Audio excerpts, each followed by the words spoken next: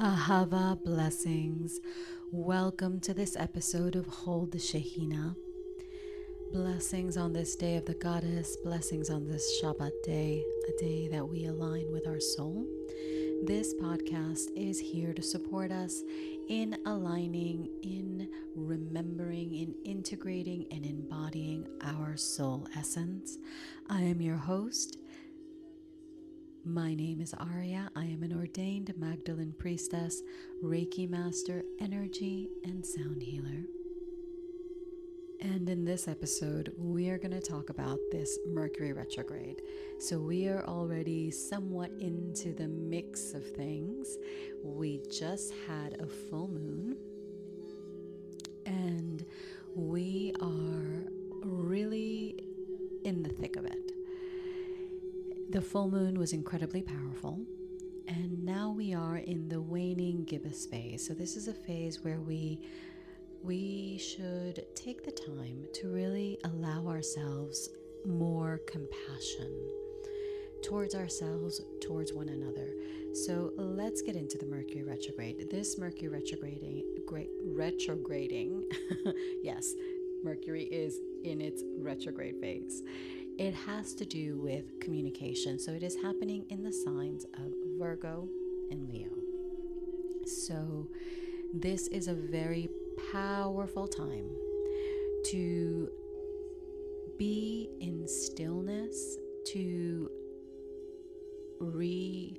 rewind, reassess, reconfigure, reevaluate everything that has to do with not only our communication, our expression, our the way that we speak and interrelate with one another, because Mercury rules the third house. So this is all about communication and your immediate relationships, your immediate circumstances. So basically, if we look at it in terms of society, it would be your neighborhood. So you, your home, and the neighborhood that you live in. This would be what Mercury's energy really would dominate. It dominates technology and travel as well, and our connection to the divine, so our messages can be more readily received, and we can also receive more information during this time. But this requires us to be still and to recognize deeply whether we are in alignment with our soul and truth, the divine, the energies of creation, or whether we have kind of gone a little bit astray. And being astray it's not a bad thing. The reason why, one thing I do want to add, and if you've been following me and listening to me for a while, you will know that I don't look at the astrology or what the different planets are doing. I don't utilize it as an excuse for certain behaviors.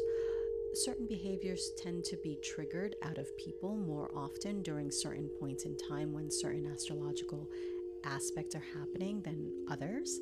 However, because we have free will, we have the ability to truly transcend and transform whatever is going on around us. So we are not at the mercy of the planets. We are not under the control of the planet. We are in a constant state of co-creation with our environment. And in this case, because of the retrograde, we are in a state of co-creation with the energies of Mercury, which are being heightened because of the retrograde. And this gives us an opportunity to take a step back and really ask ourselves, are we choosing our frequency wisely? What are we aligning to? How are we communicating? How are we expressing our needs? And how are we expressing our desires? And are these desires the desires that are in alignment with the soul, or are these desires based on egoic programs that we have inherited from our family, from our lineage, from our society, from our culture, etc.? So this Mercury retrograde is happening between Virgo and Leo. Virgo is the priestess. Virgo is the sign of ruled by the Virgin, and it's not virgin in the sense of sexually chaste and pure. It is virgin, as in sovereign. Sovereign and incomplete alignment with the light, with our light that is our soul. This is the essence of the high priestess. The high priestess in the tarot she is standing between the two pillars. One of the pillars is Boaz, but I can't remember the name of it, the other one right now, basically. But she's standing between two pillars. One of them is traditionally dark, as in, the void of creation, and the other one is illuminated in white, and that is the fulfillment. So one represents the void, basically infinite possibilities, and the other side represents the fully manifested physical incarnation. And this is important because this image of the high priestess, she is balanced, she is in alignment, she is in the center, she is sovereign. And Virgo rules our day-to-day habits, the little things that we do, the little behaviors that add up and create the frequency around us that aligns us with certain energies and attracts certain frequencies to us and repels others. So Virgo is a very meticulous, very analytical, very mental sign. Not as mental as Gemini, but very analytical. They want things to be precise and orderly, and this is how they function. And in its purest form, it is a beautiful energy because we do need to have that structure. We do need to be in alignment, and we do need to know when we are taking care of our body and our physical experience, but we're also balancing the mind and harmonizing the mind, knowing that the mind is here to make sense of things, but not to rule our experience. So that is Virgo. We're going into Virgo season with this next lunar cycle, and I think the sun already, as of today, went into Virgo. And Virgo is, what else can I say about Virgo? Virgo, really, my moon is in Virgo. So Virgo does have a tendency to be overly strict about how things should be. And during this retrograde, we're really being asked to we need to utilize the energy of Virgo, but in a conscientious, wise way, not in a way that overly restricts us, but in a way that really supports our growth and our evolution. Leo is a very creative energy. It's very expansive. It's very out there. It's all about just being the light, embodying the light, creating, showcasing our ability to create and expand. It's a very generous sign. It's a very loving energy, but never ever cross a Leo, because that'll be just you don't want to cross a Leo because the roaring will get to you. And so we are balancing between our creativity and the expansiveness of creation, and the creating a structure that best supports the implementation of and the grounding of our desires, the channeling of the infinite light into the embodiment and into the expansion and the further expression of the light of our soul. So Mercury retrogrades are very beautiful times for us to really take a step back, allow yourself to breathe. And so as I'm breathing, I'm channeling a lot of what I'm saying. So some of it's like I don't quite know how I'm going to finish. This is why this image just came to my head, because it has to do with this energy of heart-centeredness. So I was just in southern Spain, and I was with my friends, and they have these two beautiful horses, and I noticed that the moment that I was in their presence, my energy field just felt a weight lifted off. This is what retrogrades are designed for. Just letting go, surrendering the layers of stuff, yourself to align with your heart.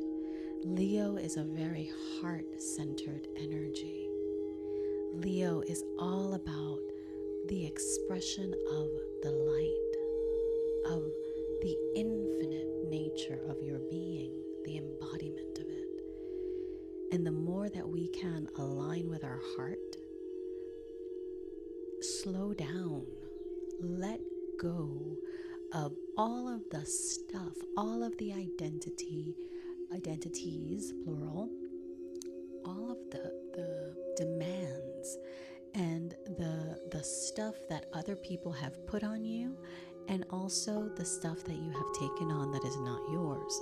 Retrogrades are a time for us to become aware of whether we are living in alignment with our light or whether we are re-uttering the utterances of other people that are not in truth who we are and what we wish to express in the world. Because Mercury rules our communication, the expression of our soul, our alignment with the divine in terms of our expression, the way that we speak, the way that we interact, the way that we communicate our creations into being. I've never said that before, but we speak reality into existence with our thoughts that become our words, that cement vibrations and frequencies in our energy field. And these energetic field and these frequencies in our energy field, they begin to magnetize. And as a magnet attracts, they attract certain experiences. This doesn't mean that we should be scared if we have an experience that came our way that we don't gel with, that just makes us feel bad. This doesn't mean that we are to blame or should be feeling guilty or shameful or any of that. What we attract is simply, if we don't like it and it's being called to our attention and triggering us, all it's doing is showing us where we need to polish, where we need to fine-tune and tweak whatever it is that is attracting that. So this is a perfect time for going within, employing the energies of this retrograde to allow us to cleanse, to purify. Virgo is all about purification because Virgo wants the vessel to be pristine, to be pure. So how do we need to purify our physical vessel, our thoughts, our words, in order for us to come into deeper alignment with our mission, with our soul, with the expression of our soul, of our light into this physical realm, and manifest from a conscious space, from full awareness and taking full responsibility for our actions, for our experience. There are no accidents. Nothing is happening to you. You are not a victim of your circumstances. You are in constant co-creation. Now, you may have been unaware and asleep, and therefore you didn't know how powerful you were. And now that you're becoming aware, we can allow ourselves to purify and clear what needs to be cleared and shed the layers of ego and programs and karmas and traumas that we need to shed. So being out in nature is a beautiful way to really allow yourself to feel your body. Feel your body, feel your heart. Focus on the breath. The breath is life. On the other side of the breath is the breath of the divine, the breath of the Shekhinah, the divine feminine presence that is the embodiment of the divine. She is the bridge to our oneness with the divine. So breathing, being mindful, and not just being mindful of your words and your interactions. Are you just saying something for the sake of saying it? Or is it truly going to benefit? Is it truly in alignment with your heart? Or is it just creating more chaos and more drama? Because this is simply what we're used to. Because some of us were raised in very triggering environments where we were raised to normalize the overly loud, overly argumentative interactions. And sure, now we may laugh at it and it's funny, but at the same time, is this the frequency we wish to create and perpetuate into our future expansion, into a future embodiment of our soul? So grounding, breathing, connecting with nature, because Virgo loves nature. Virgo is an earth sign, and Virgo is the sign that allows us, it's like Demeter, the goddess of grain, in, I believe that's the Greek pantheon, Greek Roman, basically the goddess of fertility and not spring, that's Persephone, the goddess energy of nature. It's expansive, it's fertile, it's abundant, it's one with nature. And that oneness with nature is one of the things that is very important for us to reconnect with. To feel your feet on the grass, to feel your feet on the sand, to feel the water if you are by the beach, to feel the rays of the sun or the rays of the moon on your skin. All of these are ways for you to more deeply connect to your body, to your physical incarnation, but also to your heart and your soul. Because it is in this stillness, these times of true connection, that we can truly receive the information that we need to receive in order to move ourselves forward and further align ourselves in the direction of our expansion, our evolution, our growth, our happiness, our manifestation, all of it. And during retrograde, sometimes things go wonky and we need to allow for that. But they go wonky because we really need to slow down, because we're being asked to be still. And I don't know about you, but I have a very difficult time staying still because I'm always going, I'm always doing.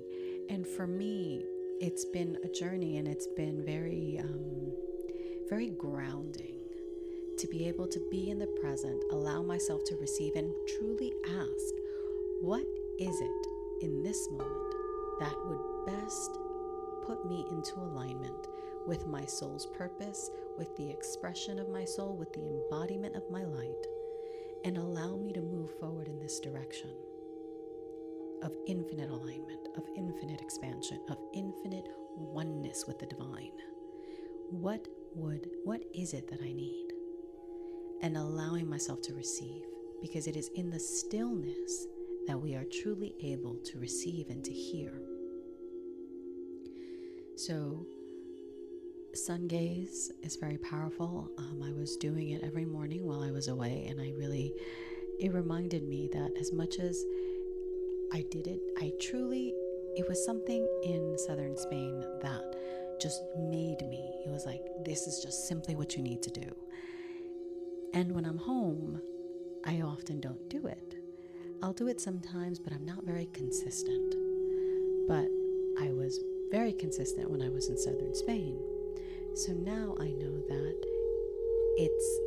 I need to bring that consistency of those things that connect me to the earth and connect me to the divine, make it more present and more active in my life when I'm here in my current home, which is Atlanta.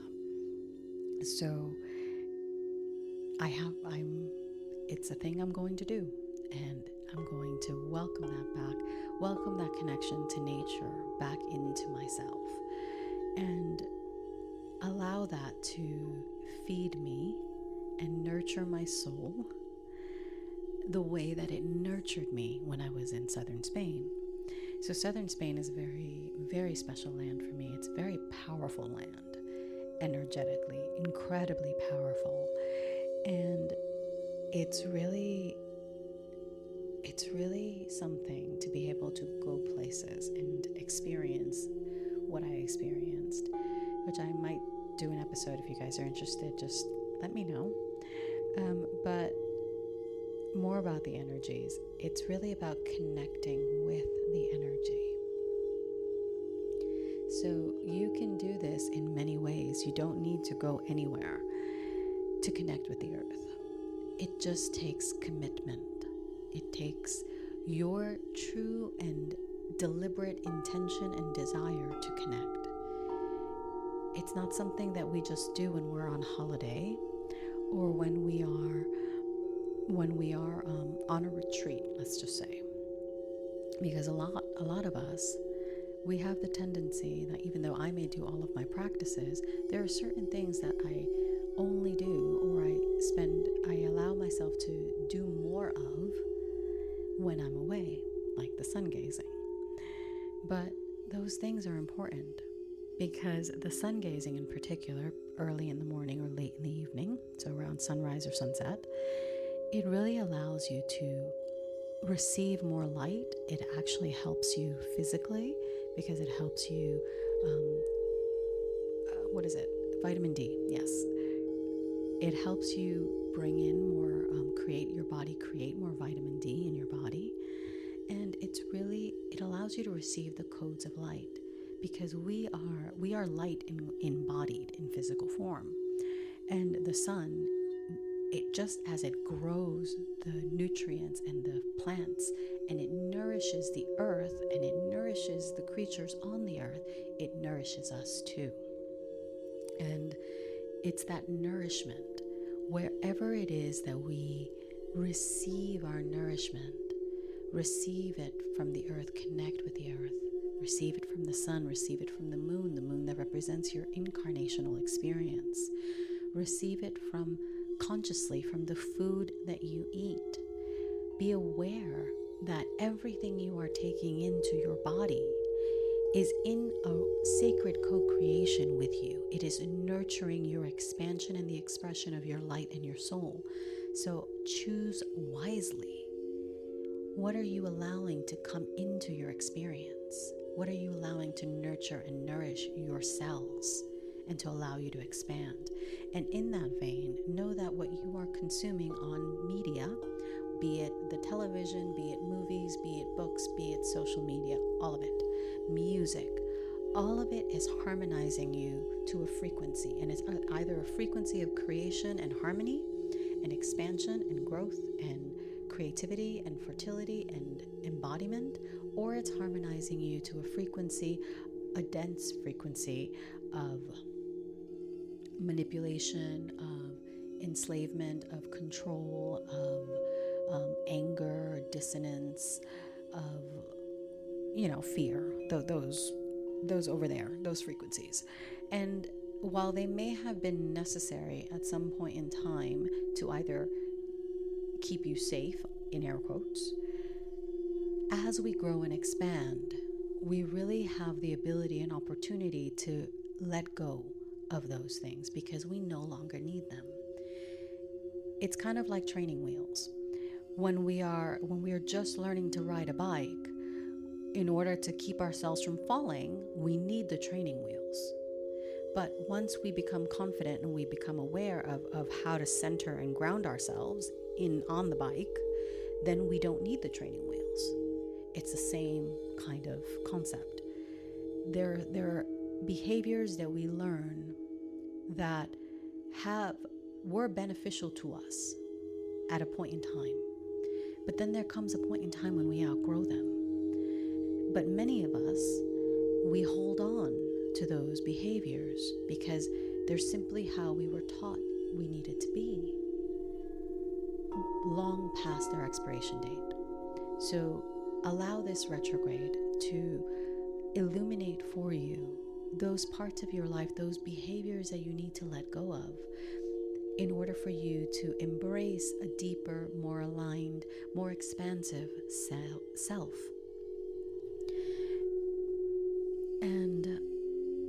So we got into the food, we got into the nourishment, we got into the allowing, we have gotten to the connection to the earth. The connection to your body is very important, and your connection to your creativity. Some of us were raised not to be very creative. I was raised to be very creative. I was always just not artistically, I should say, in the way of drawing and painting. That wasn't my creativity. Mine was more musical, singing and acting and reading and writing. Those were my creative ways, and I came to see myself as, oh, this is how I create. And it really kind of hindered me, because then I wouldn't see myself as being able to draw or to paint. And it took me having an art class when I was in high school to actually be open to, oh, maybe I can draw. But it just takes a little more effort for me, because it's not my natural inclination. While for other people, they're naturally incredibly talented illustrators and drawers and painters. That's their primary creativity is always that. So they lean into it and they're wonderful at it, but they might not be as creative at coming up with a poem or a lyric of a song or being musical and singing. So whatever it is that you feel you're not creative at, I encourage you to take the time to do it. Whether it is acting or an improv class or pottery or singing or dancing, whatever it is that you kind of feel that you're not good at creatively, I encourage you to do it for the fun of it, for just the experience of doing something that is out of your comfort zone. Because Mercury retrogrades really shake us up for the most part, because we get stuck. We get stuck in our comfort zone and we think that this is the only way to be. So Mercury comes along, as do some other planets, and they want to shake you up. And they want to make you rethink whether this self-proclaimed boundary really exists. Because remember, you don't have any boundaries. Your soul is infinite.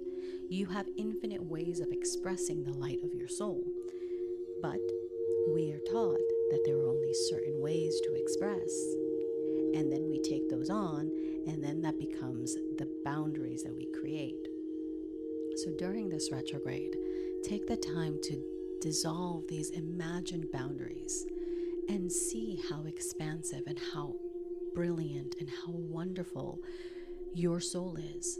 Fall in love with your soul, with your expression, with your expansion. Allow it to fill you and allow it to support you in letting go of those old patterns and old belief systems that you no longer need. You don't need the training wheels anymore. You don't need to hold on to the old pains. We just need to be in the moment, present, and fully allowing ourselves to be open to receive the light of creation, embody it, and then allow ourselves to express that creation, to expand it, to birth more of creation through us. So Mercury retrogrades are really, they're fun times. They're fun times for us to really take a step back and allow ourselves to really align, realign, revisit, reconfigure, reassess where we are and whether we are still in alignment with where we wish to be, with what we wish to birth, with our light, with our expression, with our expansion, with our soul, with the divine. And there's no right or wrong way. I just offer you some tidbits on what has helped me and what I see that works and how it can benefit you. So I share it because I've seen it benefit me and others, and it will most certainly change your life as well. And it's beautiful. Like, one of my favorite ways is really to sing and to connect with sound healing, because sound works on the water of your body. So for me, sound is incredibly powerful. Just the sound of a voice. If you think of someone that you love, just the sound of their voice can calm you and soothe you, like the voice of a mother to the infant. It's that same frequency. We know with that frequency of safety and of protection and of being fully loved and nurtured and supportive, there is a frequency within you that you recognize by hearing it. It feels like a hug from a sonic level, and it acts on your body in that same way. So be aware of whether what you are listening to, what you are nurturing yourself with, feels like that nurturing frequency, that expansive frequency, or if it feels constricting. And if it feels constricting, you know that you can choose something else. You can choose the opposite. You don't have to keep choosing frequencies that hinder, that promote fear and repress your light. We don't have to keep choosing that. We can choose expansion. We can choose alignment. We can choose beauty and grace and harmony. We can choose our infinite selves to embody that infinite light of creation rather than to feed into the fear and propagate the fear. So be aware. This is also a time for discernment. Mercury was created by Resh, and Resh is about wisdom and discernment, the Aramaic letter. So discernment is key. But in any spirituality, true spirituality, there is no dogma. There's no you have to do this.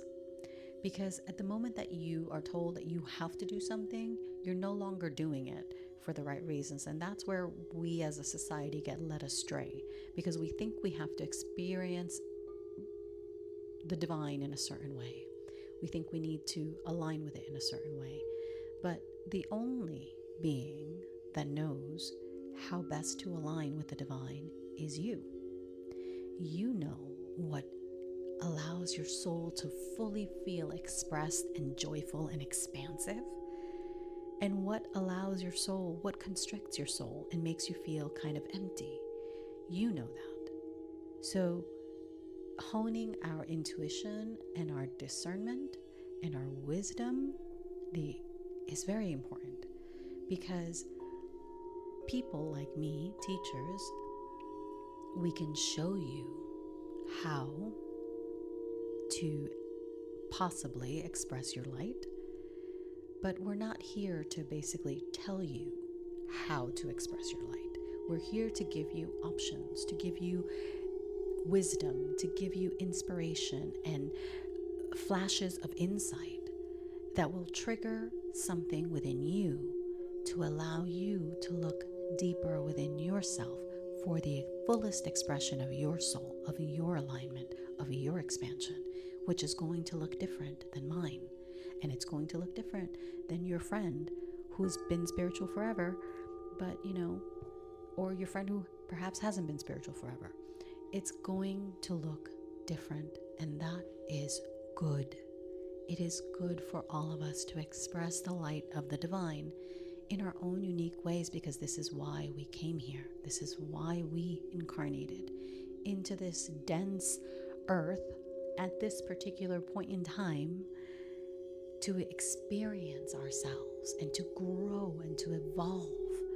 And that way, the divine gets to grow and expand through us, through our creation, through our expansion, through our ability to remember that we are love, that we are divine essence, source Allaha expressing, that we are joy and light and expansion and beauty and grace. That's our true essence. We are love.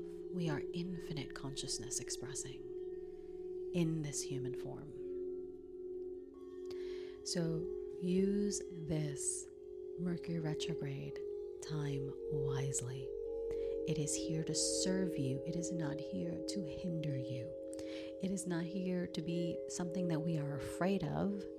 It is here to allow us to express and to expand and to reevaluate whether we are living our expansion, living our soul's mission and purpose, or whether we are kind of slacking a bit. And it's okay if you're slacking a bit.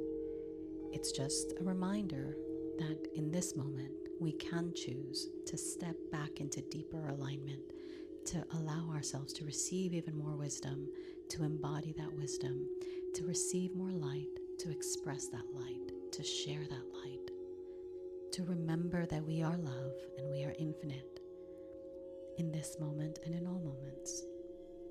So my hope is that you are enjoying this time of retrograde and allowing it to benefit you and align you with your higher purpose, align you with your soul, with the light of creation.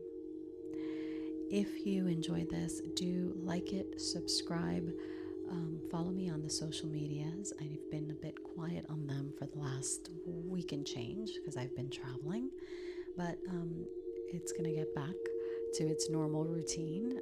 So on YouTube, I do share longer form videos, sound activations, mantras, practices to allow us to align with our light, with our soul. And you can find me on YouTube under my name, Aurea, Aurea, Lara, Lara.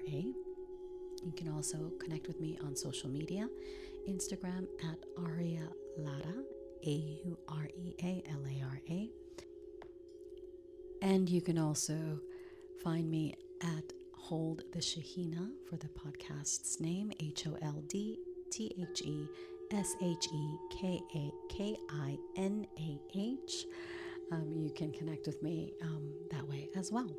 So I thank you so much for your time, your attention. I hope that this episode inspired you. Don't forget to tune into the sound activation for the Mercury Retrograde. That is absolutely lovely. And I will see you in the next episode.